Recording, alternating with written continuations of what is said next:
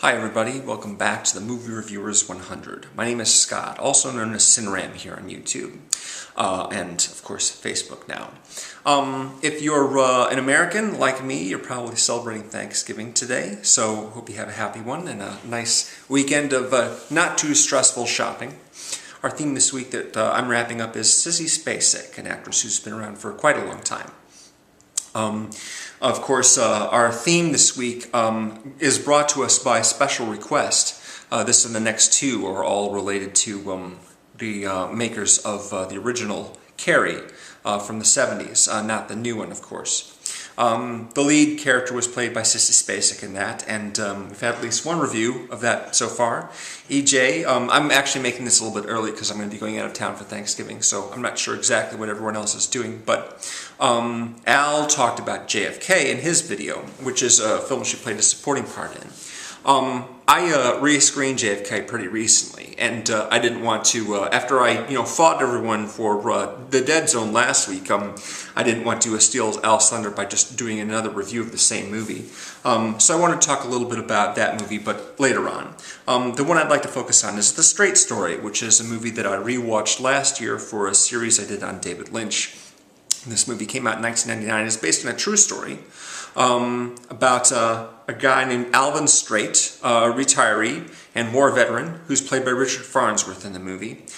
He learns that his brother, played by Harry Dean Stanton, has had a stroke, and he hasn't spoken to him in a long time, so he decides to travel the distance between his home and his brother's home by way of riding a lawnmower. His eyesight is too bad for him to drive an ordinary car at ordinary speed, so his plan is basically to ride the mower along the side of the road all the way to his brother's place. He builds a special trailer to drag behind the mower that he can sleep in overnight, save on hotel bills and what have you. So the movie unfolds in a pretty episodic fashion, whereby first he sort of, there's the scenes that take place in his hometown, and he's getting ready, and then once he's out on the road, he encounters a variety of individuals along the way. Teenagers running away from home, some cyclists, I think. He sort of camps in a park near where a family lives, and when he asks to use their telephone, he actually leaves the money. Doesn't want to have to inconvenience anyone at all on his trip. It's become one of my favorite David Lynch movies. It's very, very ordinary compared to a lot of his other movies, which are incredibly surreal. This one's very, very, if you'll pardon the pun, straightforward.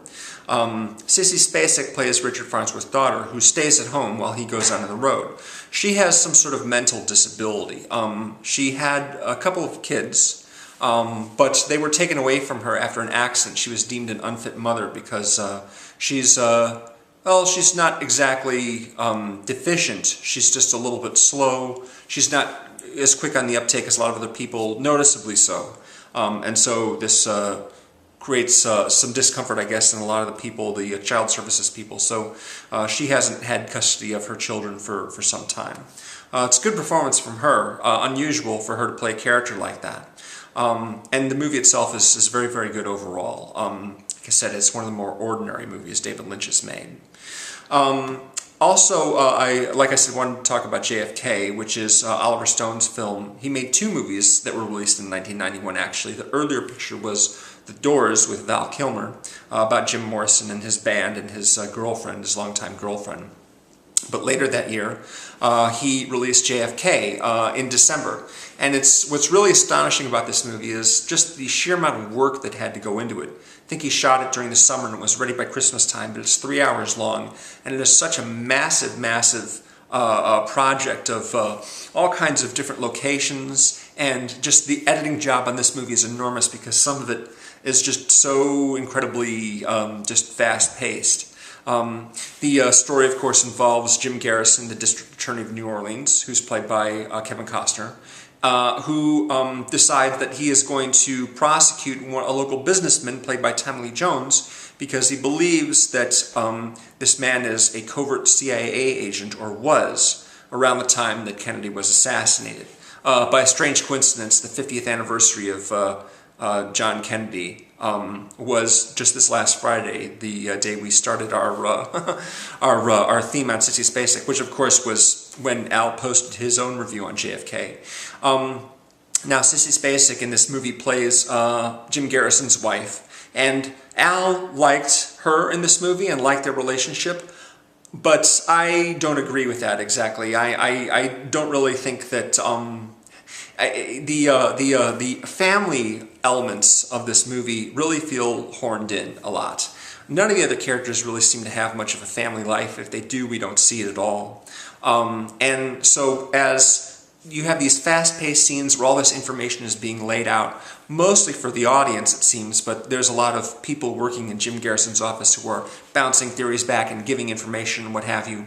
And there's lots of cutaways and flashbacks and the changing of the film stock that was common for Oliver Stone during that period. Robert Richardson was the director of photography in that movie. He did at least 4 Stone movies: Born the 4th of July, Natural Born Killers, Nixon, and this one, of course, and they all have sort of the same look to them.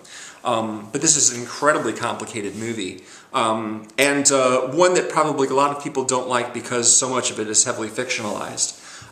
There are a lot of characters that are based on real people, but then there are also characters that are invented for the sake of the audience having something to make it easier for the audience to figure out what's going on, to learn what's happening here. Donald Sutherland plays a character who gives Garrison the inside scoop during a trip to Washington, D.C. on exactly why it was that there was a conspiracy to kill Kennedy, because he wanted to withdraw troops from Vietnam and wouldn't invade Cuba, and this is detrimental to the people who make their money from manufacturing helicopters and weapons and what have you. War is big business. And that was one of several reasons why they took him out.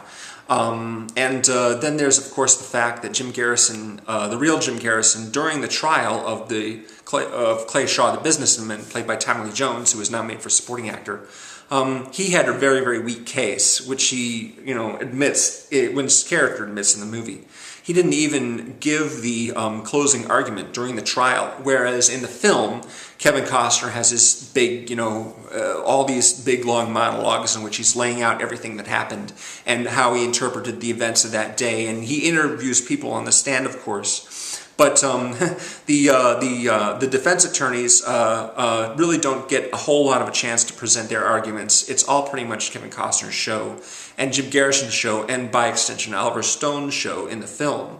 When I watched this again a couple weeks ago to refresh my memory, I was reminded of Michael Moore's films. It really is more of an essay movie, in that it's designed to basically put forth a lot of theories about what happened, how Kennedy was killed and why and what have you, rather than being a straight dramatization, that's more true to the facts, or a documentary, obviously, in the sense that a lot of documentaries are objectively, or at least attempting to objectively, record some events or reminiscences of events, whereas with Michael Moore and with Stone in this case, they really sort of had a particular point of view that they wanted to express, and they did that through their films.